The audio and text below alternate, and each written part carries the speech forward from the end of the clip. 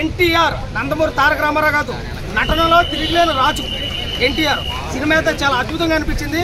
ఇక మన కొరటాల శివ గారి కోసం చూసుకుంటే ఒకటే విషయం, ఆయన రాత ఈత పాత మోత దేవర జాతర అనేటువంటి సినిమా. మా వాడు ఏలెట్టడానికి రాలేదు, ఏలడానికి వచ్చాడు, ఇండస్ట్రీని ఏలడానికి వచ్చాడు, ఏలెట్టడానికి రాలేదు ఎన్టీఆర్, ఇండస్ట్రీని ఏలేస్తాడు.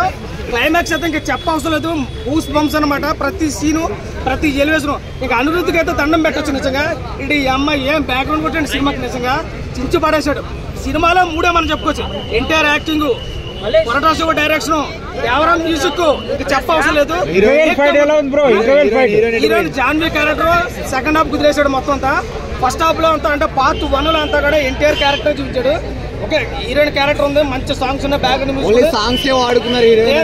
ఓకే అన్న. Part 1 part 2. పార్ట్ 1 లో హీరోయిన్ ఎంతవరకు వాడాలి అంతవరకు వాడారు కొరటాల శివ గారు. పార్ట్ 2 వచ్చేసి కొరటాల శివ గారు చాలా గట్టిగా వరకు ఇందాక చెప్తున్నాను. ఎవరన్నారన్నా ఆడియన్స్ ఎక్కడ అక్కడ చెప్తున్నాడు, ఒక్కడితో సరే సినిమా బాగాలేదంటే గుండె ఎవరన్నా రమ్మను త్వరగా చెప్తున్నా. జాతర దేవరా జాతర సినిమా ఎవరన్నా అన్నవాడు ఒక ఎన్టీఆర్ ఫ్యాన్ అయినా నేను ఎన్టీఆర్ ఫ్యాన్ కోసం అయితే మాట్లాడతలేదు. కొరటాల శివ రాజమౌళి తీసిన సినిమా తర్వాత ప్రతి ఒక్కరికి ఫ్లాప్ పట్టదు కదా, ఇది ఫ్లాప్ కాదు, బ్లాక్ బాస్టర్.